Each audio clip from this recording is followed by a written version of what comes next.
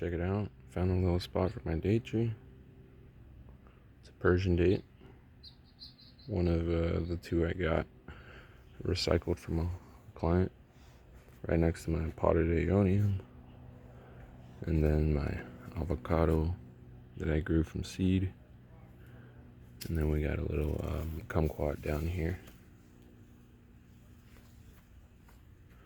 I put it there.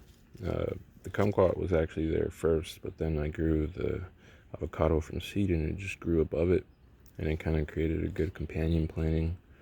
The orange kind of covers the soil and the roots.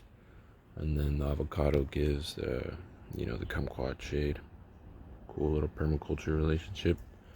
Then hopefully this date will grow taller than both of them and give both of them shade. So that's kind of also why I put that there. And right next to the date, I'm growing some of this ground cover. I forget the name of it, but client gave it to me as well. They were throwing it out. It's got this cool little purple flower. It grows crazy when it's larger, but I'm gonna just try to maintain it to this little square in front of this block wall I built. So it should be chill. I'm gonna show you guys it from the outside, how that little area looks.